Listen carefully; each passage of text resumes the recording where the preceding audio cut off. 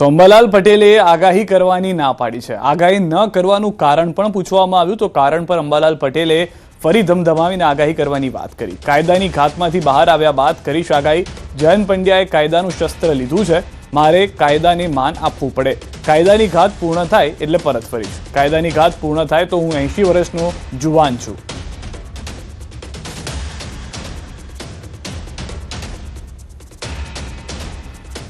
સુસુપ્ત સાપ હવે સળવળી ઉઠ્યો છે। કાયદો છે, કાયદાને મારે માન આપવું જોઈએ। માટે જયંત પંડ્યાને હું નથી બોલતો, પણ એમને હાથમાં શસ્ત્ર લીધું છે કાયદાનું। એટલે આ જે કાયદો જે છે એની ઘાત છે, એ ઘાત પૂરી થાય તો નાઉ આઈ એમ યંગ બિંગ 80 years old। આ જાથા તો મને એક વખત નડિયાદમાં પણ લઈ ગયેલા, જેમાં મારી ડિબેટ હતી। એટલે આ ડગલે પગલે આ જાથાને શું સિદ્ધ કરવું પડે? પહેલાં તો જાથાએ ભણવું જોઈએ। ભણવું નથી અને સીધું હવે જ્યાં એમને કશું આવડતું નથી, કાકાનો કહે ભણતા નથી, એટલે હવે એમને છેલ્લે પાટલે બેસી અને કાયદાનો શસ્ત્ર હાથમાં લીધું। કાયદાને હું માન આપીને આ આગાહી બંધ કરું છું, નહીં કે જયંત પંડ્યાના કહેવાથી। આ કાયદાકીય ચુંગાલમાંથી બહાર આવું ત્યારે તો ધમધમાની આગાહી કરી। તો આગાહીકારોના સમર્થનમાં ખેડૂતો પણ આવ્યા છે। જયંત પંડ્યાએ સવાલો ઉઠાવતા ખેડૂતોમાં રોષ છે। આગાહીકારો ખેડૂતો માટે મદદરૂપ છે, ગુનેગાર નહીં। આગાહીઓના આધારે તેઓ પિયત આપવાનું આયોજન કરે છે, વાવેતરનો સમય નક્કી કરે છે, તેમજ પાકની નુકસાનીથી બચાવવા માટે અગાઉથી જરૂરી પગલાં ભરી શકે છે। એટલા માટે આગાહીકારની માહિતી ખેડૂતો માટે ઉપયોગી સાબિત થાય છે। 100% ચોક્કસ આગાહી કરવી કોઈ પણ માટે સરળ નથી। ક્યારેક આગાહી ખોટી પડી જાય તો તેના માટે આગાહીકારોને જવાબદાર ઠેરવવા કે તેમની સામે કાયદાકીય કાર્યવાહી કરવાની વાત યોગ્ય નથી। અંદાજે 70% જેટલી આગાહીઓ સાચી સાબિત થાય છે। આગાહીકારો આગાહી આ વર્તારા ઉપર કાઢે છે, એ એના અનુભવના આધારે કાઢે છે।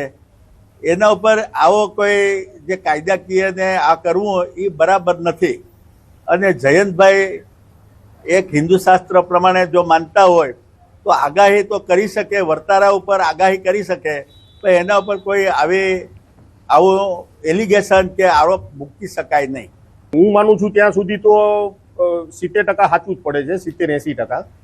અમુક એવું વાતાવરણ ઓચિંતાનો પલટો આવ્યો હોય તો એમાં ફેરફાર થઈ શકે। એટલે અંબાલાલ કાકા ને એ લોકો આગાહી કરે છે એમાં હું માનું છું। એમ બધા ખેડૂતો માને છે, અમે તો રાય બધાની લઈએ છીએ ને બધા એમાં રાઈટ છે, બધા સાચું પડે છે એમાં। આ એવું લાગે છે કેમ કે જયંતભાઈ છે એ કે છે, આગાહીકારોનો તો શું વાક, એના વર્તારા ઉપર આગાહી કરતા હોય છે, એમાં અમુક સાચી પડે, અમુક ખોટી પડે। એટલે જે તમે કીધું એ પ્રમાણે જયંતભાઈ ખોટા પડે છે, એમાં આગાહીકારોનો કઈ વાંક નથી। વિજ્ઞાન જાથાના જયંત પંડ્યા દ્વારા આગાહીકારો વિશે વિવાદિત નિવેદન આપતા સુરેન્દ્રનગર જિલ્લાના ખેડૂતો આગાહીકારોના સમર્થનમાં આવ્યા છે। વરસાદ અંગેની આગાહીથી ખેડૂતોને અત્યાર સુધી ફાયદો જ થયો છે, કોઈવાર ખેડૂતોને નુકસાન થયું નથી। આથી જયંત પંડ્યા દ્વારા આગાહીકારો પર કેસ કરવાના નિવેદનને લઈને ખેડૂતોમાં જયંત પંડ્યા સામે રોષ જોવા મળી રહ્યો છે। ખેડૂતોના માટે જે આગાહી કરતા જે આગાહીકારો છે, ત્યારે ચોમાસું છે ત્યારે આગાહી કરતા હોય, ઉનાળો અને શિયાળામાં માવઠું આવતું હોય ત્યારે પણ આગાહી કરતા હોય। જેમ કે અંબાલાલ પટેલ જે ઉનાળામાં માવઠું આવવાનું અને એ રીતે આગાહી કરતા હોય, એમાંથી હું માનું ત્યાં સુધી 90% એ સચોટ જ હોય છે।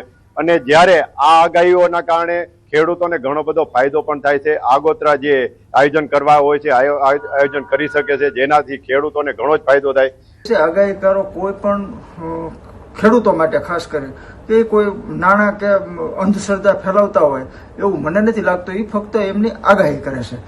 તો જે જયંતભાઈ પંડ્યા અત્યારે કહે છે કે ભાઈ પોલીસ કેસ થવો જોઈએ, તો આમાં કોઈ પોલીસ કેસ કરવો અને આગાહીકારો આગાહી કરતા બંધ થઈ જાય અને એનાથી પ્રજા ગુમરાહ થાય એવું હું એક ખેડૂત તરીકે માનતો નથી। પણ આજે અંબાલાલ પટેલની બધા જે આગાહીકારો છે એ કઈ ખેડૂત પાસે કઈ રૂપિયા લેતા નથી। અને અત્યાર સુધી જ્યારે લોકોએ આગાહી કરી છે ત્યારે 90% તો સાચું પડ્યું છે। આ વખતે હવે ગમે એ કારણ થયું હોય એટલે એ લોકો જે આગાહી કરે છે ખેડૂતોને ફાયદો થાય કે નથી થતો, પણ ખેડૂતો સાવચેત થઈ જાય છે, પોતાના પાકને નુકસાન નથી થતું।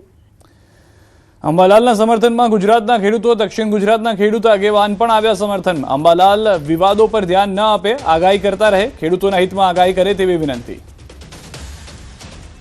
જે રીતે અંબાલાલ કાકાએ આગાહી ન કરવાની જે વાત કરી છે એને કારણે ખેડૂતોમાં ભારે આક્રોશ છે।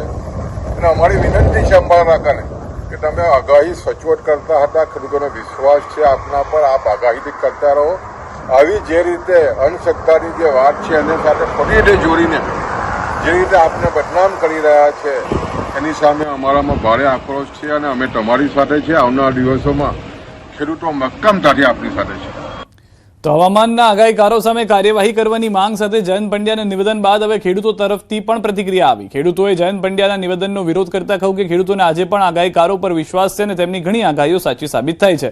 ખેડૂતના જણાવ્યા મુજબ કુદરત સામે કોઈનું ચાલતું નથી અને વરસાદ એકાદ બે દિવસ મોડો પડે તો તેનો અર્થ આગાહી ખોટી પડી એવું નથી. તેમણે કહ્યું કે આગાહીકારોના વર્તારાથી ખેડૂતોને વાવણી સહિતના કૃષિ આયોજનમાં ફાયદો થાય છે. ખેડૂતે એવો પણ આક્ષેપ કર્યો કે આગાહીકારોને બદનામ કરવાનો પ્રયાસ થઈ રહ્યો છે અને તેમની સામે કોઈ ગુનો દાખલ ન થવો જોઈએ. સાથે જ તેમણે કહ્યું કે જયંત પંડ્યાનો વિષય ખેડૂતોને નહીં પરંતુ ભૂવા ભરાડીનો છે. ખેડૂતોને ગેરમાર્ગે દોરતી વાતો ન કરવી જોઈએ. અને ફરિયાદની વાત કરે છે તો આમાં કયો ગુનો કર્યો છે આગાહીકારોએ કે ફરિયાદ થઈ શકે? અરે તમે જે કામ કરો છો એ કામ કરો ને. તમે ગામડાની અંદર હજી અંધશ્રદ્ધામાં લોકો મૃત્યુ પામે છે, ઘણા બધા લોકો અંધશ્રદ્ધામાં જીવે છે, એને કાઢવાના કેમ બહાર, અંધશ્રદ્ધા કેમ ન ફેલાય એ તમારે કામ કરવાનું છે. તો એ નથી કરવું અને આ હાઇલાઇટ થવા માટે આવી બધી વાતો કરે છે. ના, આગાહીકારો તો સાચા છે. એ આગાહીકારો કહે છે એ પ્રમાણે તો વરસાદ થાય છે અને આ તો બધી કુદરતની વસ્તુ છે.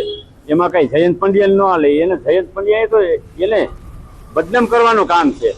એની ઉપર કોઈ કેસ ન થવો જોઈએ આગાહીકારો ઉપર કોઈ. તો દહેગામના ખેડૂતો આવ્યા છે અંબાલાલ પટેલના સમર્થનમાં. પ્રકૃતિના આધારે આગાહી કરે છે અને તે આગાહી કરતું રહેવું જોઈએ. અંબાલાલે અનેક વખત ખેડૂતોને બચાવ્યા. આગાહીથી અનેક વાર ખેડૂતોના પાકને રક્ષણ મળ્યું. દહેગામ તાલુકાના ખેડૂતો અંબાલાલ પટેલ સાથે. આમ તો સાહેબ અમારા અંબાલાલ કાકા જે આગાહી કરતા હતા એ વર્તારો મુજબ જે આગાહી કરતા હતા ને એ એમની 100% સાચી પડતી હતી. કદાચ રેડ કેસમાં એક બે આગુ પાછું થઈ જાય, બાકી એમની જે આગાહી હતી એ એમના આધીન અમે કામ કરતા હતા અને એમાં અમને ફાયદો થતો હતો. કાકા સાચી આગાહી કરતા હતા. આમ કોઈ આવું ખોટું નથી એમનું. કે આગાહી બિલકુલ ચાલુ જ રાખવાની. કોઈ વિજ્ઞાન ગાતા ગમે તે કોઈ પણ કરે એમની આગાહી સચોટ ને સાચી જ હોઈ શકે છે દર સાલથી અને ફાયદાકારક ખેડૂતો મુજબ આદિને મુજબ જ કામ કરે છે ખેડૂતો. વિસ્તાર ફેર થાય, ઓછો વધતો થાય, બાકી આગાહી તદ્દન ખોટી નહીં પડી. એટલે એમને આગાહી કરવી જ જોઈએ. એમણે બંધ કરવાની વાત કરી છે. નહીં, બંધ નહીં કરવી જોઈએ, કરવી જોઈએ, ચાલુ રાખવી જોઈએ. શું કામ બંધ કરવી જોઈએ? અરે એવું તો હવામાન ખાતાએ ઘણી વખત ખોટા પડે કોઈ વખત તો. એટલે અંબાલાલ પટેલનું બંધ કરવાનું એવું શું કરવા?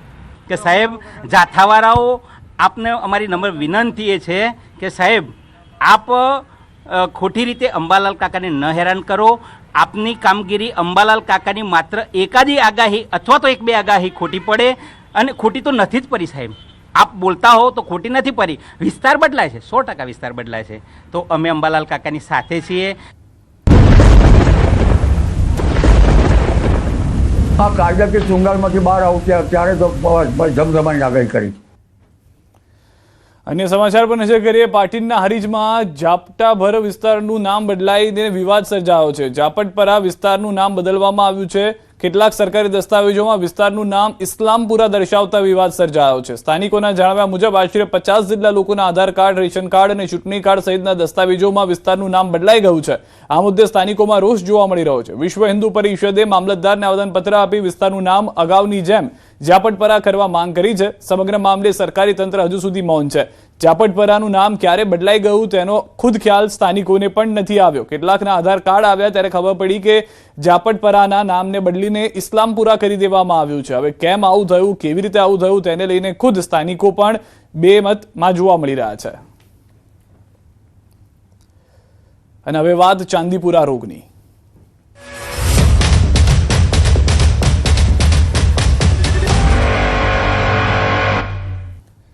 પંચમહાલમાં ચાંદીપુરા વાયરસનો કહેર.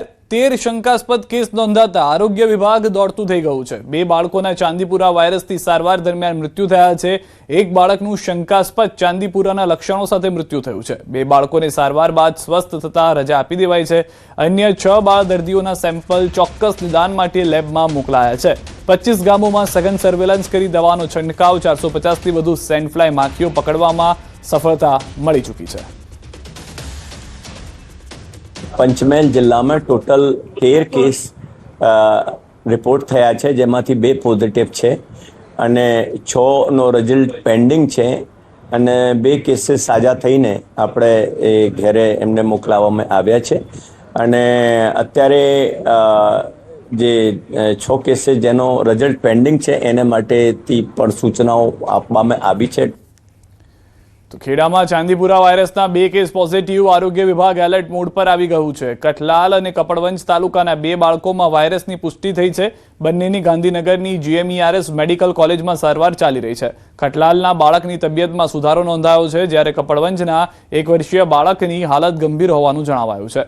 વાયરસને નિયંત્રણમાં લેવા જિલ્લા આરોગ્ય વિભાગની 550થી વધુ ટીમોએ ઘેર ઘેર સર્વે હાથ ધર્યો છે. રાહતની વાત એ છે કે જિલ્લામાં ચાંદીપુરાનો કોઈ નવો શંકાસ્પદ કેસ સામે આવ્યો નથી. 2 કેસીસ આપણને જે શંકાસ્પદ મળ્યા હતા, જે એક કઠલાલ તાલુકાનો છે, એક કપડવંજ તાલુકાનો છે, જેના રિપોર્ટ્સ પોઝિટિવ આવતા બંને બાળકો અત્યારે હાલ GMERS મેડિકલ કોલેજ ગાંધીનગર ખાતે સારવાર હેઠળ છે. તમામ તાલુકાની તમામ ટીમો હાલમાં ફિલ્ડ ખાતે એક્ટિવ છે, સતત કામગીરી કરી રહી છે. ઘરે ઘરે સર્વે થઈ રહ્યો છે. છેલ્લા 2 દિવસમાં લગભગ 1.25 લાખ જેટલા ઘરોનો સર્વે થઈ ગયો છે આખા જિલ્લામાં. ચાંદીપુરા વાયરસના શંકાસ્પદ કેસ હજુ સુધી આપણને એક પણ મળ્યા નથી. લગભગ 550 જેટલી ટીમ્સ આપણી આરોગ્યની સતત કાર્યરત છે.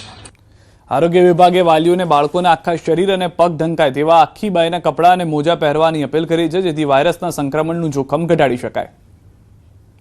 ચાંદીપુરા એ એવો વાયરસ છે જે ખાસ કરીને ભેજવાળી જે પરિસ્થિતિ હોય, વરસાદી વાતાવરણ હોય, ત્યારે આ જે ઈતરડીથી ફેલાતો એક રોગ છે, જેને આપણે સેન્ડ ફ્લાય કહીએ છીએ. આ જે કાચા મકાનો અને લીપણ કરેલા જે ઘરો હોય ત્યાં ખાસ આ દેખા દેતી હોય છે. તો સર્વે જનતાને ખાસ વિનંતી છે કે આપણા તમામ બાળકોને જે પ્રદૂષિત જગ્યાઓ છે, જ્યાં ઢોર ઢાકર રાખતા હોય અથવા તો જે ખુલ્લી જગ્યાઓ છે જ્યાં આવું પ્રદૂષિત વાતાવરણ હોય ત્યાં રમવા જવા દેવાની. તો રાજ્યમાં ચાંદીપુરા વાયરસના કેસના પગલે આરોગ્ય વિભાગમાં વધુમાં વધુ કાર્યક્ષમતા સાથે સતત કામગીરી કરી રહ્યાની વાત છે. ચાંદીપુરા વાયરસની હાલની સ્થિતિ અંગેની સમીક્ષા કરવા માટે આજે સચિવાલય ગાંધીનગર ખાતે આરોગ્ય મંત્રી પ્રફુલભાઈ પાનસેરિયાના અધ્યક્ષસ્થાને એક ઉચ્ચ સ્તરીય બેઠક યોજાઈ હતી. આ બેઠકમાં મંત્રી